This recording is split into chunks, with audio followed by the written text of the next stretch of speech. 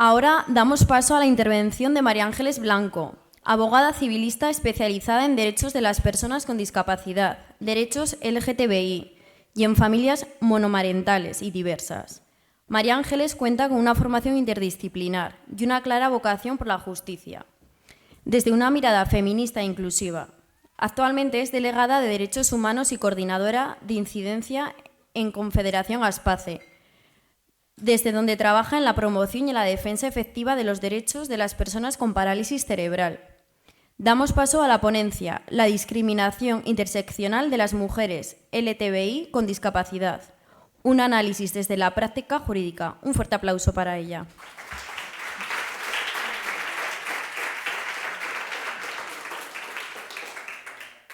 Bueno, muchas gracias a todos, a todas, a todes.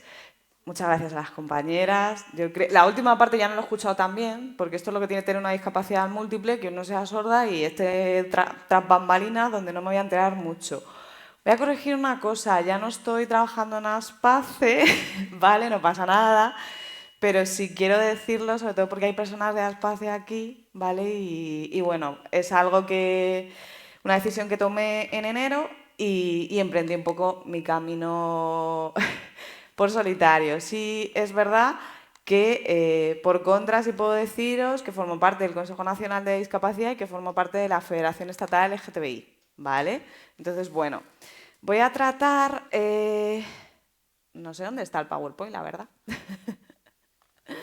Bueno, mientras la compañera me ayuda con los medios técnicos... Ah, vale, ahí estoy. Perfecto.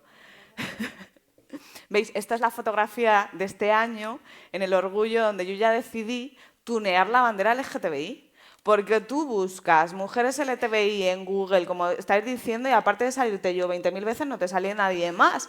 Y encima buscas, de verdad, y no hay o sea, hay una bandera del orgullo de personas con discapacidad que nadie conoce, por otro lado, que va con franjas de rayas tratando de reflejar los diferentes tipos de discapacidad, pero a mí esta me pareció estupenda. Y lo mejor de todo es que cuando subimos ya al escenario en Colón, ¿no? De repente Tone Poveda la coge y dice, esta es la bandera del futuro. Digo, maravilloso, la bandera del futuro, porque realmente no tenemos espacios, ¿vale? A ver, yo me voy a centrar, como decían las compañeras, vamos a partir del concepto de discriminación interseccional, que por otro lado ellas ya han explicado estupendamente, y vamos a entender que bueno, la discriminación interseccional viene primero del feminismo, de un feminismo concreto, que es el feminismo negro, que llega un momento que dice, a ver, yo estoy un poco cansada ya de estas mujeres feministas que están diciendo que no alcanzan los puestos de poder y yo estoy aquí mientras ellas salen a manifestarse a las calles, yo estoy aquí siendo una mujer negra cuidando de sus hijos y de sus hijas. Igual, el feminismo tiene que contemplar otras realidades y no solo la realidad de las mujeres blancas, normativas, occidentales y de una clase social determinada. Y entonces, esta feminista en concreto, negra, Kimberly Crenshaw, nos saca la teoría de la interseccionalidad y nos dice, al final lo que tenemos que considerar es los diferentes ejes de opresión que se pueden sumar al género, ¿no?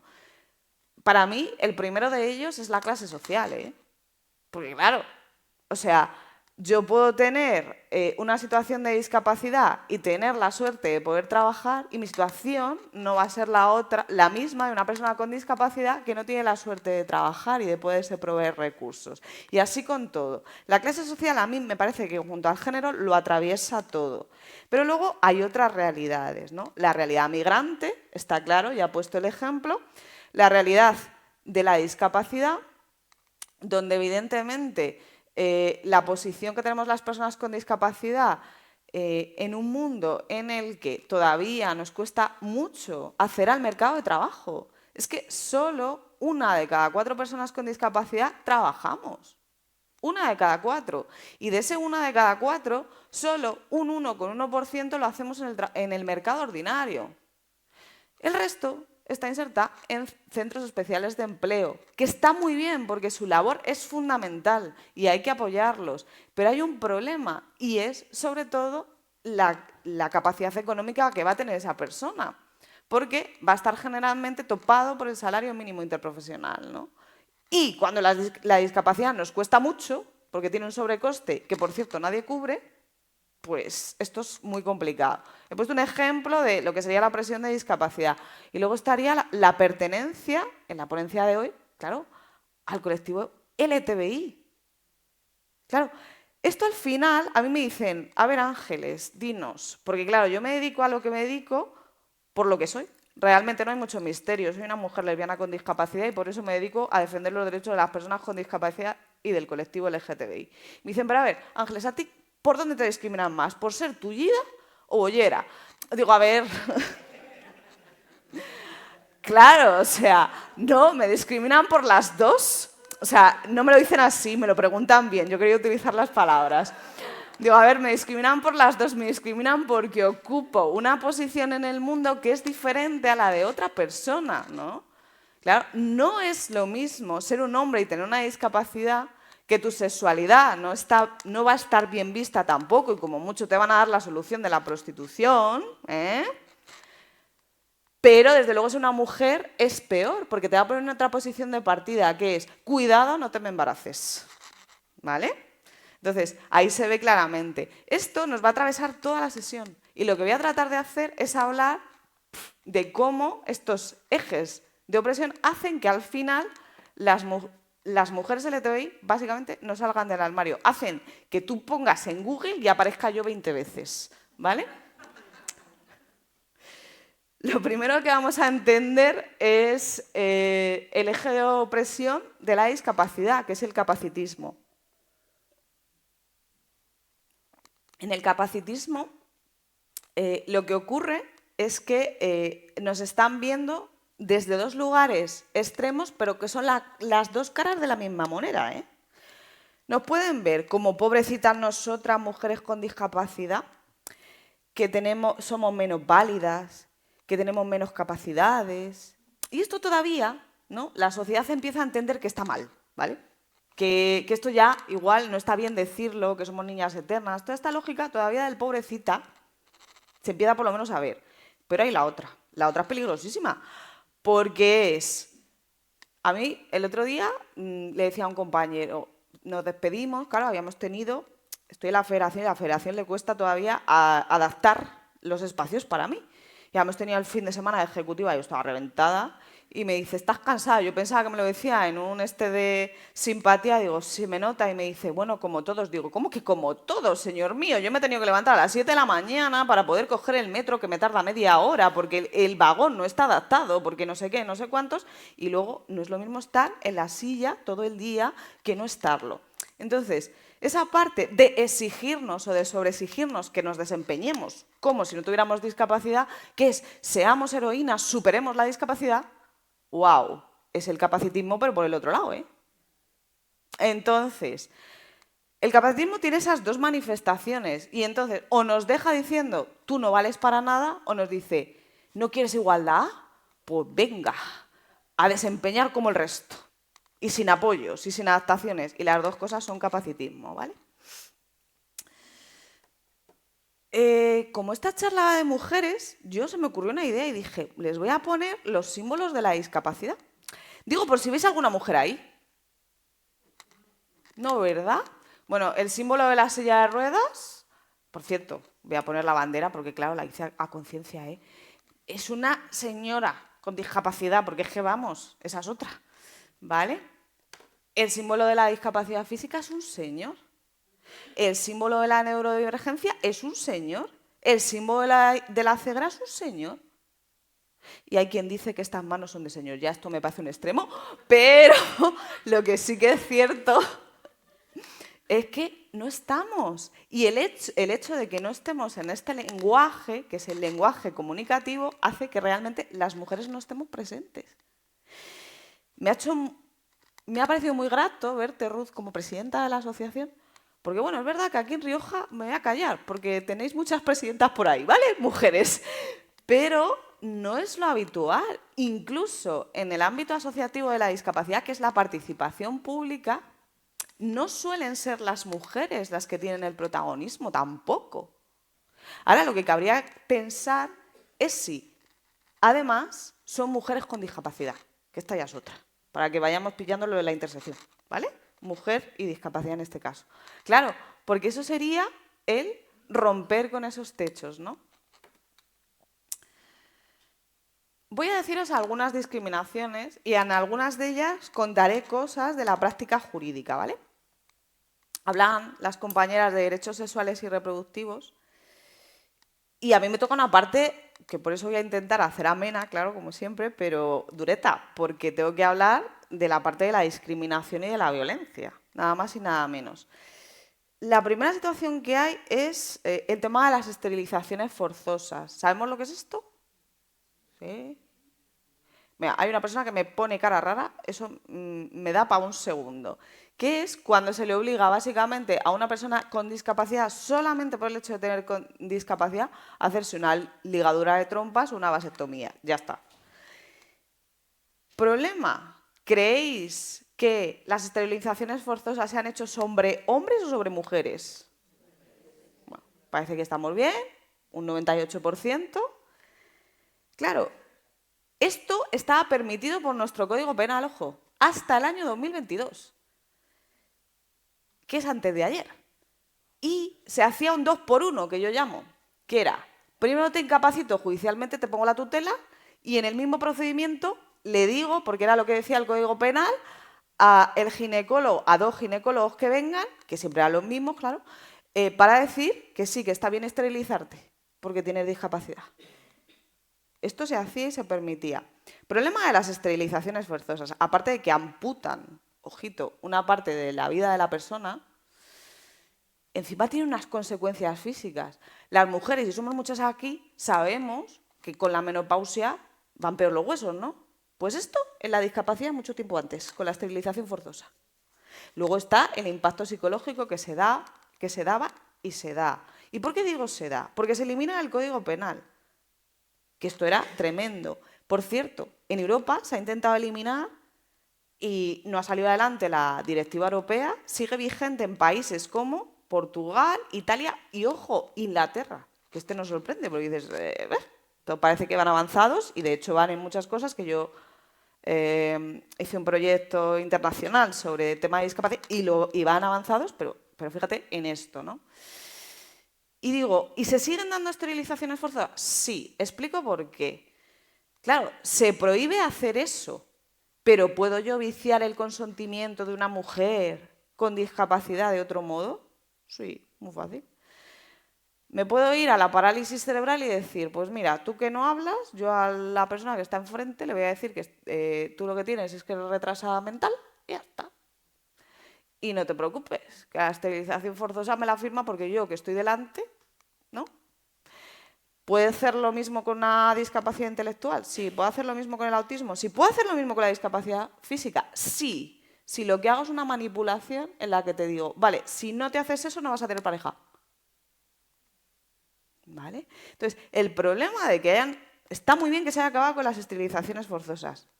Está estupendo y de hecho era algo que era aterrador pensar que era hace 3 años. Pero hay que hacer más pasos, porque si yo no cuento con los apoyos necesarios para que realmente sea la mujer con discapacidad, que es siempre la receptora de la esterilización forzosa, la que hable con ese médico o con esa médico directamente, jamás se va a realmente saber si ese consentimiento no está viciado. Y para eso necesitaré apoyos, los que sean. Si son a nivel comunicativo, pues a nivel comunicativo. Si son a nivel comprensivo, a nivel comprensivo. Y si lo que hay que trabajar es esa cuestión de la manipulación, también. ¿Vale? Otra cosa que pasa en la práctica, y se siguen haciendo las esterilizaciones forzosas de esa manera, otra cosa que pasa en la práctica es el aborto coercitivo. Yo, el primer caso que viví, que si de aquella no salí corriendo, después del entorno de la discapacidad, yo creo que ya estaba hecho que me iba a quedar aquí, fue un tema de aborto coercitivo. Sobre una mujer, en este caso con síndrome de Down. Había sido violada por su padre. Sí, nos echamos las manos a la cabeza, pero es que la violencia sexual sobre mujeres con discapacidad fundamentalmente viene de los entornos de confianza, como por cierto el resto de la violencia sexual en general contra mujeres sin discapacidad reconocida. Claro, porque tenéis a priori, no tenéis discapacidad reconocida, ¿eh? Ya no sabemos si realmente la tenéis, pero no la tenéis reconocida. Viene por parte de progenitores y por parte del entorno de confianza, con lo cual esto es una realidad. Entonces, esto había pasado, claro, el problema es que ahí deja una huella clara, que es el embarazo. Entonces viene el aborto coercitivo a continuación.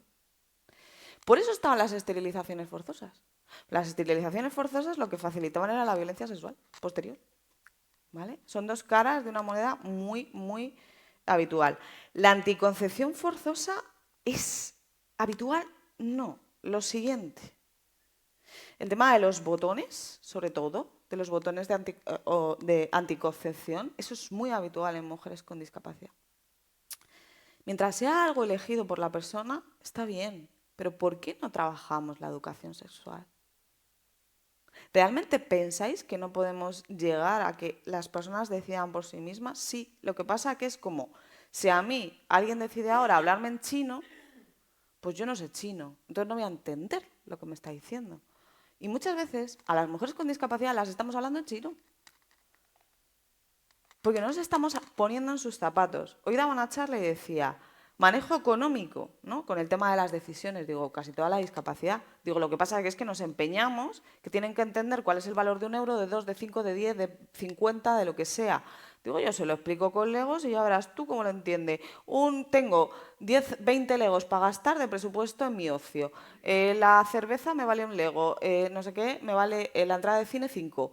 Y así sucesivamente, y la persona me dice dónde quiere poner su presupuesto. Ya te aseguro que lo hace. Pues esto es lo mismo, pero tenemos que bajar a realmente llegar al lenguaje de las personas. Ya lo han dicho las compañeras. No voy a insistir en esta idea, pero es que nuestra sexualidad siempre está vista de forma insana. La hipersexualización, por lo que decían de la hipervigilancia, y la sexualidad, que por cierto, yo que pertenezco al colectivo LGTBIQAA de la sexualidad, hola, perdón, pobres personas asexuales, que por cierto las estamos invisibilizando, que existen, y en nuestro caso nos pone esa característica simplemente porque nos toca, porque tenemos discapacidad. A ver qué me trae el LGTBI. Bueno, pues pertenecer al colectivo LGTBI, si pertenecer al colectivo de discapacidad es durete, parece que el colectivo LGTBI está muy bien, ¿eh? Esto es una creencia social maravillosa. No viene mucho mejor. El tema del acoso escolar son datos de la última investigación de Estado del Odio de 2024, que presentamos hace nada. El acoso escolar es 1 de cada 4.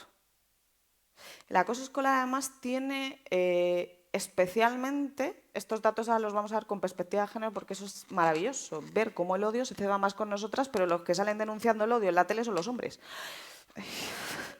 Pero es así, la vida, ya sabéis.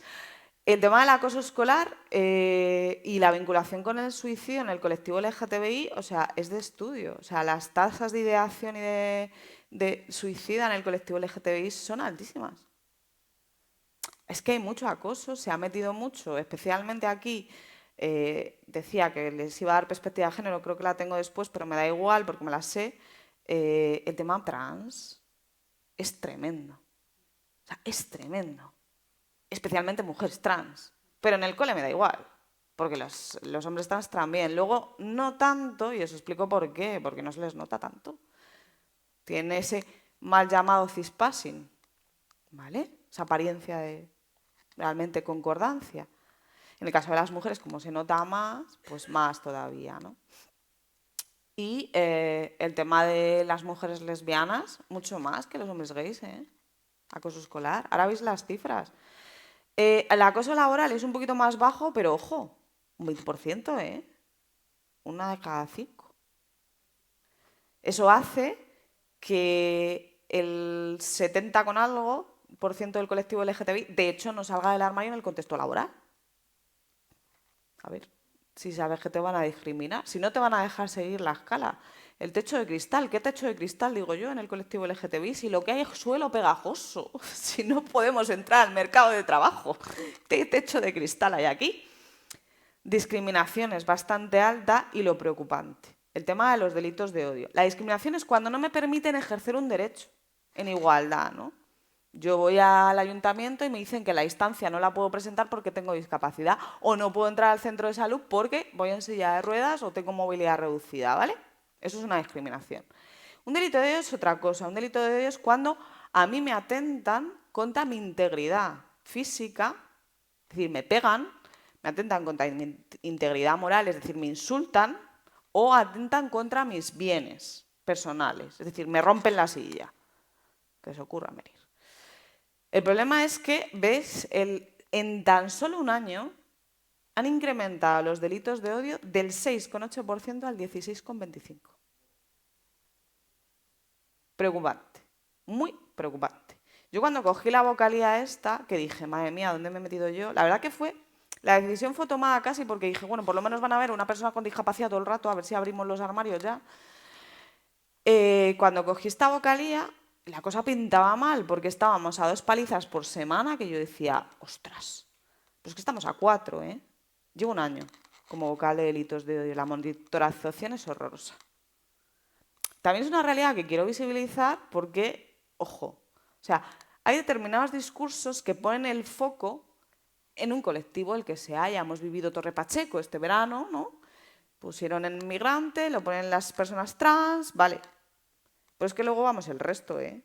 Que la discapacidad también teníamos nuestro triángulo en el momento nazi, que era el azul, ¿vale? O sea que esto, lo que pasa es la no tolerancia al diferente. Dice una columna de opinión que se llama Un mundo pintado en rosa y azul. Pues eso parece ser que es lo que quieren, que es volver a todo lo tradicional, con sus roles de género y con un único tipo de persona. Y todo lo que se salga de ahí no tiene el foco hoy, pero lo tendrá mañana. Vale. Fijaros, discriminación. Mira dónde estamos las lesbianas. Apoyeras al poder. Somos las más discriminadas. Lo digo porque es que esto es que se percibe al revés. O sea, es que parece que, ¿no? Y las personas no binarias, sobre todo cuando son personas no binarias que son muy visibles, ¿no? O sea, que mezclan efectivamente esos roles de género, y a lo mejor es una mujer que tiene una barba y que va vestida y que usa una expresión de género de mujer, pues hasta luego. Esa es una discriminación muy grande, ¿no? Pero es que ellos están detrás y el colectivo trans baja fundamentalmente porque hay porque es foco de delitos de odio. Más. Míralos, ¿dónde están? En el acoso, en el entorno de trabajo, bueno, en el entorno de trabajo sí entran, porque las mujeres trans el 80% ni siquiera tiene inserción laboral. Pero bueno, si entran en el ámbito de trabajo, encima son objeto de acoso. Luego estamos nosotras, las lesbianas, ¿eh? Y mirad las agresiones. ¿Verdad? Que en el caso de las lesbianas, a nivel físico, menos. En el caso de las lesbianas es más los insultos y, ojo, el tema de la violación coercitiva. Es que es a ver si te convierte. ¿Vale? ¿Qué nos trae el eje de ser mujer? Madre mía, he empezado, menos mal que de vez en cuando suelto algún chiste, porque si no vais a salir corriendo. ¿Qué nos trae el eje de ser mujer? Bueno, nos trae la brecha salarial. Mira, he puesto además 2 porque esto me encantó, porque estaba haciendo la presentación y dije, uy, que ha salido la brecha salarial de las pensiones. Porque claro, si la brecha salarial de género, que esto hay que explicarlo bien. Porque a veces cuando se explica la brecha salarial se explica de forma muy simplista y luego tenemos jaleos. La brecha salarial no es que una trabajadora social y un trabajador social hombre cobren distinto por el mismo trabajo. No, es que los trabajos que hacemos las mujeres y las profesiones que estudiamos las mujeres están más precarizadas, porque las mujeres tendemos a enfermería, auxiliar de enfermería, auxiliar de geriatría, trabajo social, educación social, etcétera, etcétera. Y los hombres tienden a ingeniería, arquitectura, telecomunicaciones, etcétera.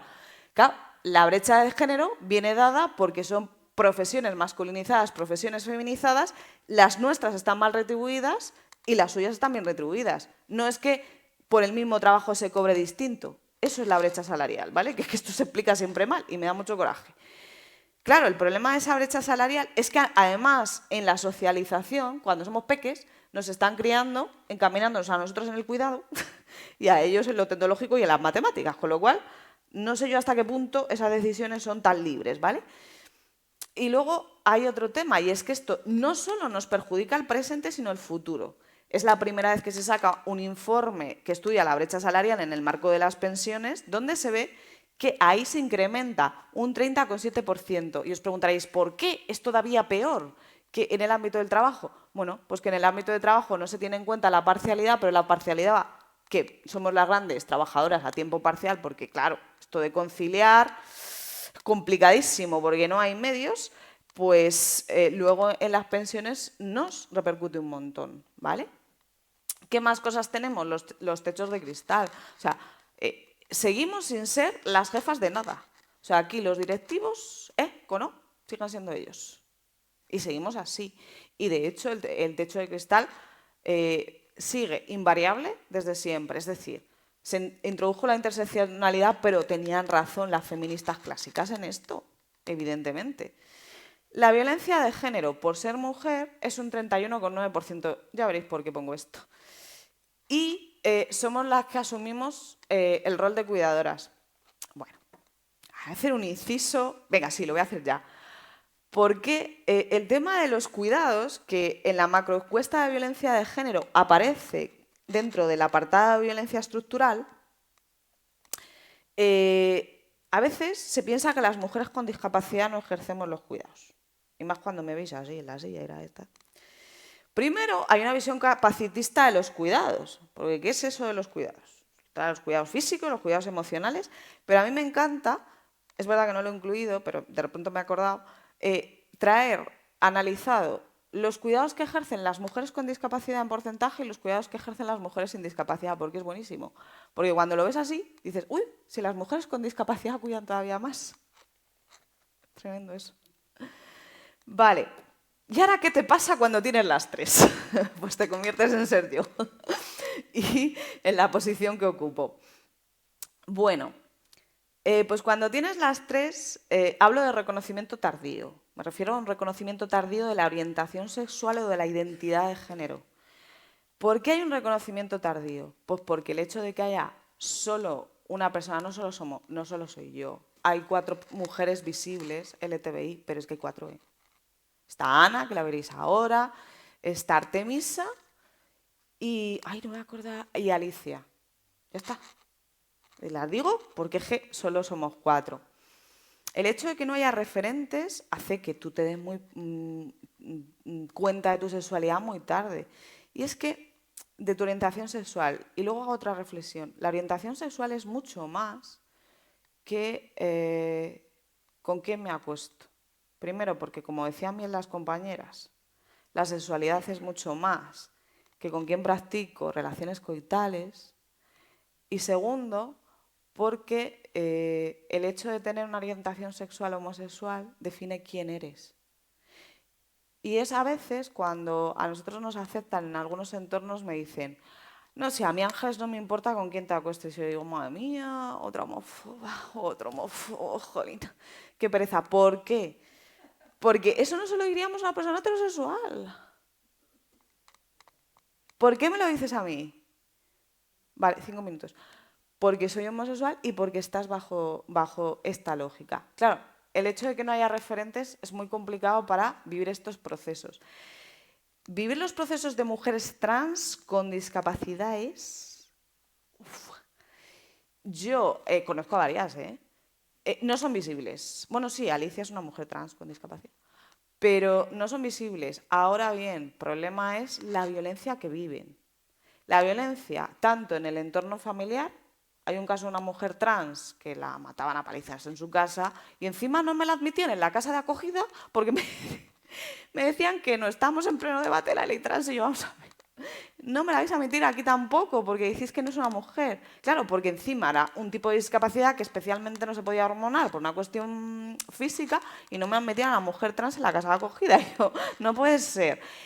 Y luego hay otra violencia que viven las mujeres trans, que es que la discapacidad lo chupa todo. Entonces, no es que seas trans, a ti lo que te pasa es que eres tullida, ¿qué coño? Estás confundida. Sobre todo si son autistas, si son discapacidad intelectual o situaciones de salud mental. Ahí la hemos liado. Inaccesibilidad de los entornos LGTBI. Claro, es que el problema es que los entornos LGTBI no es que solo tengan barreras físicas, que también, porque cada vez que entro a la federación tengo que llamar para que me bajen la rampa. Pero, aparte de que tengan barreras físicas, es que todavía no saben, esa es mi función, o una de ellas, cómo tratar e integrar, incluir a las personas con discapacidad en todos los entornos LGTBI. Ese es el problema. Entonces, a eso me refiero con la inaccesibilidad de los entornos. Invisibilidad en los entornos de discapacidad. ¿Conocéis en centros, sobre todo residenciales, a lesbianas y a gays? Presentármelos. Y, sobre todo, ¿viven juntos, comparten habitación, comparten cama? Porque eso lo he conseguido yo muchas veces en parejas heterosexuales, pero ninguna vez en parejas homosexuales. No conozco ninguno. Los conozco en el mismo centro, pero no les dejan vivir juntos porque son homosexuales y porque todavía los centros de discapacidad están mujeres para un lado, hombres para otro. Que no deja de ser una manifestación de la infantilización y consecuencia de la visión heteronormativa, porque yo siempre que voy digo, pues yo en vuestro esquema no sé cómo encajo, ¿vale? Voy, sí. Las 3 dependencias, ¿a esto qué me refiero? Dependencia, esto nos hace que salgamos del armario fatal. La dependencia económica, porque como no trabajamos, que lo decía al principio, la dependencia física, dependemos de un tercero y si ese tercero es homosexual o sea, es homófobo, es transfobo, lo llamamos un poquito mal, o es bífobo, ¿vale? Y la otra es la dependencia emocional. Tenemos una escasez de normalización de entornos abiertos. Entonces, claro, que perdamos el que tenemos es muy jodido, ¿vale? Vale, habéis hablado de este tema, yo simplemente con el tema de las parafilias estoy de acuerdo, pero sí que yo como mujer con discapacidad, y aquí me voy a poner yo como ejemplo, he vivido la fetichización, que es proponerme toda serie de prácticas sexuales a cual más chunga y bajo el planteamiento de ven aquí que te vamos a enseñar de todo y yo, hostia puta, ¿en qué momento me convertí en virgen cuando adquirí la discapacidad? A los 27 años. Pero es que hay ese estereotipo, ¿vale? El ser percibidas como una carga por la pareja. Yo he tenido citas enteras de 3 horas preguntándome acerca de cómo iba a evolucionar la discapacidad. Y yo, mire usted, señora, si es que es una enfermedad rara, no se sabe. Digo, pero le estoy yo diciendo algo de su pareja, o sea, del hijo que tiene con su pareja que influencia más en nuestra relación, que no va a ser, ya le digo yo, pero influencia bastante más que el hecho de mi discapacidad. O sea, mire usted, qué obsesión. Y lo que decía el suelo pegajoso. Estos son algunos verbatis en primera persona. Estaría bien que los pasarais porque es una investigación que es la situación de las personas LGTBI con discapacidad en España, que es una investigación muy reciente que se presentó este año en el Ministerio de Igualdad, sí, en enero. Y aquí son verbatis de situaciones de mujeres LGTBI con discapacidad contándonos, ¿no?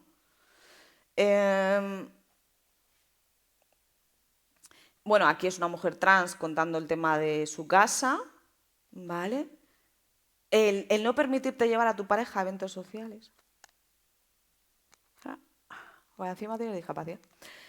Vale, luego, el tener que romper. O sea, es que tenemos que elegir. O sea, salir del armario muchas veces implica decir adiós a tu familia. Yo, hay un caso que acompaño, que además es una mujer sordociega, lesbiana, que digo, joder, que tuvo, o sea, eligió, porque su madre le ha pegado unas palizas por ser lesbiana y además es una lesbiana con pluma, que lo de la pluma está bien, yo no la tengo o no tengo demasiado, eso dicen, o al menos si no, las lesbianas no me detectan, porque me entran más hombres, pero esta mujer, el tema yo decía, sé que tuve que sacarla de su casa porque es que no podía ser quien era. O sea, la madre llegaba incluso a romperle los libros de tema simplemente de diversidad sexual. Era una cosa y unas palizas tremendas. Y eso supone a veces una ruptura y es muy jodido teniendo discapacidad, ¿eh? Bueno, el tema de la promiscuidad. en el caso de las personas bisexuales se suele dar, prohibir formar parejas o quejarse en las asociaciones, esto que he dicho. Vale. Categorías inferiores profesionales muy inferiores a los estudios. ¿Pero por qué es visible? Ya no solo tiene discapacidad, es que es visible. Como persona LGTBI.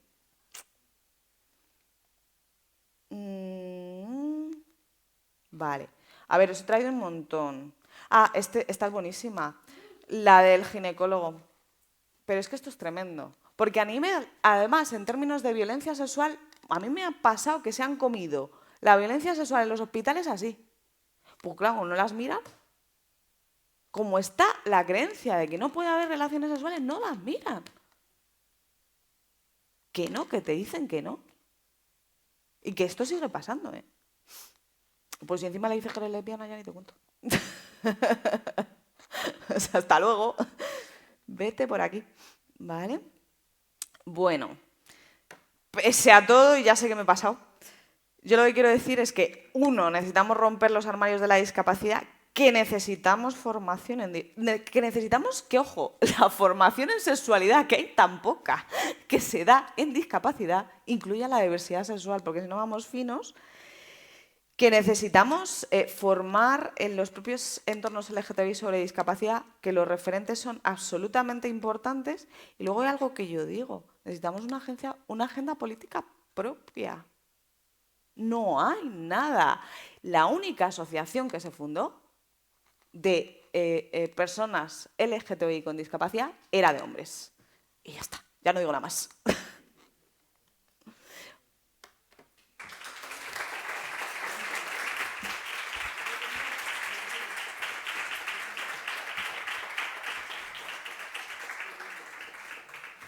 Muchas gracias, María Ángeles. Ha sido un espacio valioso que nos deja aprendizaje, reflexiones y recursos para seguir creciendo y profundizando en estos temas. Agradecemos profundamente tu compromiso y tu perspectiva. Al igual que antes, abrimos un turno de preguntas para el público. Levantad la mano y mi compañera pasará. Venga, que soy muy cañera, ¿eh? Me tenéis que dar caña. Buenas. Has estado hablando de estadísticas menos de un tema, porque has dicho que hay más abusos sexuales de los que se cree dentro de las mujeres con discapacidad. Las estadísticas de esto lo quieres. Sí. Es el 12,3% en mujeres sin discapacidad y el 20%, no recuerdo el pico, creo que es con 7, pero no me quiero confundir, en mujeres con discapacidad. El tema de la violencia sexual. Lo que pasa es que eso tiene un sesgo, porque se midió en la macroencuesta de violencia de género y claro, la violencia de género en España está entendida o suscrita al ámbito de pareja y expareja. El día que se mide realmente la violencia sexual, que se haga una macroencuesta específica en mujeres con discapacidad, eso no va a salir así. Porque claro, la violencia sexual, hay aparte de violencia sexual que viene de la pareja o de las parejas, pero la mayoría no. Entonces es un dato que sí, no. Y es lo único que se sabe, ¿eh? Yo mi experiencia es que la práctica jurídica, al menos de determinadas discapacidades, no me arroja esto, ¿eh? O sea, yo en autismo, en discapacidad intelectual, en salud mental, en parálisis cerebral, yo no he vivido eso y no lo vivo en el despacho, ¿vale? Pero por el momento es el único dato que hay.